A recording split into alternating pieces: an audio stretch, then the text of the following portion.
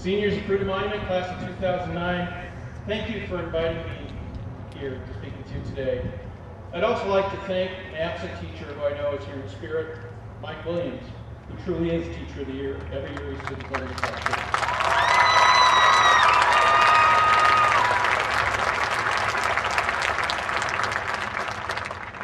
I remember what the speaker at my high school graduation said to us. It was an evening ceremony. I sat in my cap and gown surrounded by my classmates, thinking about the parties we were going to after that. But also, I was thinking about my life after graduation day. That life was unknown. It was scary, it was exciting, and it was coming for me whether I was ready for it or not. The speaker stood at the podium.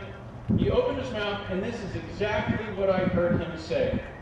Littleton High School, class of 1972, blah, blah, blah, blah, blah, blah, blah, blah. And he went on like that for 10 minutes. It's very memorable.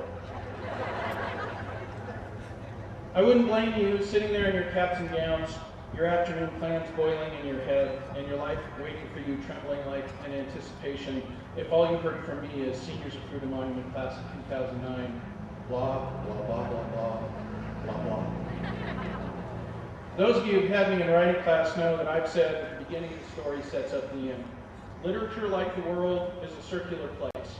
And if you go long enough, you'll end up where you started. But the journey will have changed you. All journeys change you. They make you what you are.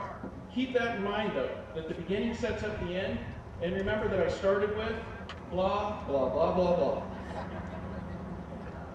In 1972, my world had become the science fiction that I watched in black and white movies from the 1950s.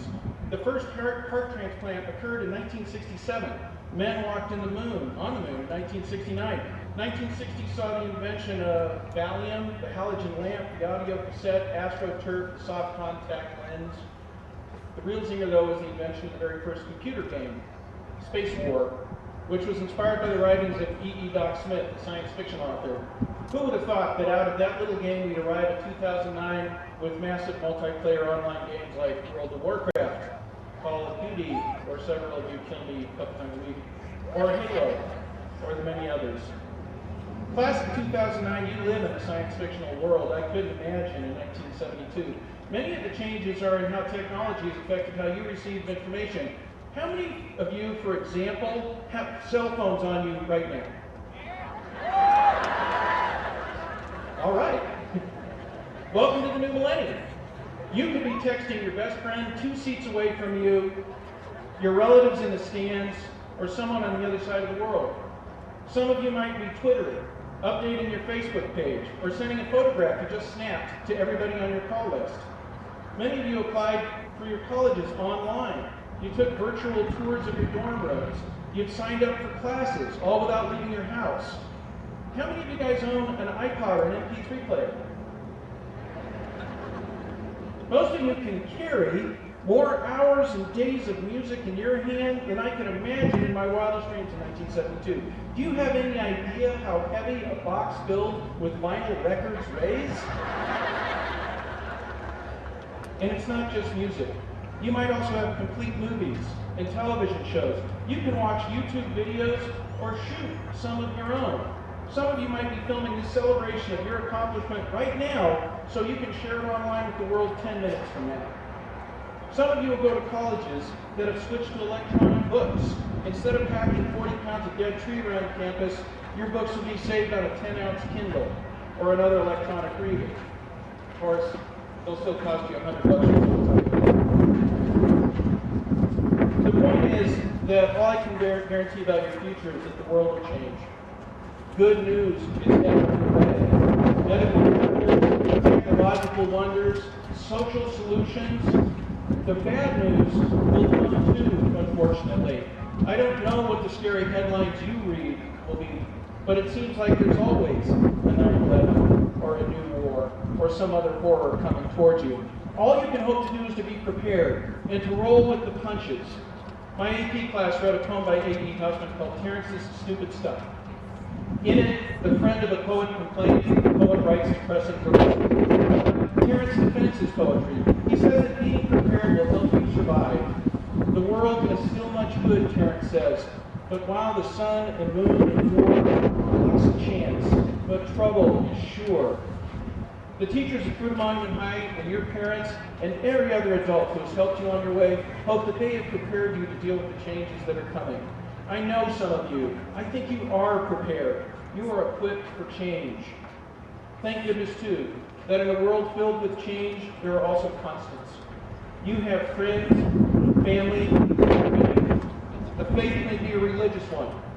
It could be a faith in yourself, or a faith in the goodness of existence, a faith that what you do does matter, or a faith that everything works out for the best. Those are the anchors that will each of you will find your own way from the starting line of high school graduation. You will find guiding lights. You will listen to your own song. For me, I've always had real songs that seem to speak loudly to me, authentically, so that I would listen to them, and they seem relevant. Sometimes I find myself singing one of the songs from The Wizard of Oz. You know the one that goes, "If I only had a brain." That's what I'm feeling particularly. Most of the time, though, lately, I listen to a Neil Young song called "Hey, Hey, My, My." There's a lyric in it I like. Neil says, "It's better to burn out than it is to rust." That song tells me to burn brightly, and that's what I try to do. If you like music, if you're really into it, you might ask yourself what your theme song is right now. It's an interesting exercise. I couldn't close this speech without reciting a little bit of poetry. Many of you will recognize that the lines come from a poem by Tennyson called Ulysses. You've heard it before quoted in the movie Dead Poets Society. Ulysses is old in the poem. He's talking to old friends. All of you sitting in front of me are young, but I think the sentiments speak the same to young and old. Come, my friends. 'Tis not too late to seek a newer world. Though much is taken, much abides, and though we are not now that strength which in the old days moved heaven and earth, that which we are, one, equal, temperate, heroic hearts, made weak by time and fate, but strong in will, to strive, to seek, to find, and not to yield. I'm almost at the end of your presentation today. Remember what I said about beginning, setting, and the endings. Keep that in mind as I give you this final piece of advice. Seniors, whatever you do with your lives, do not let them be blah, blah, blah, blah, blah. Thank you, class of 2009.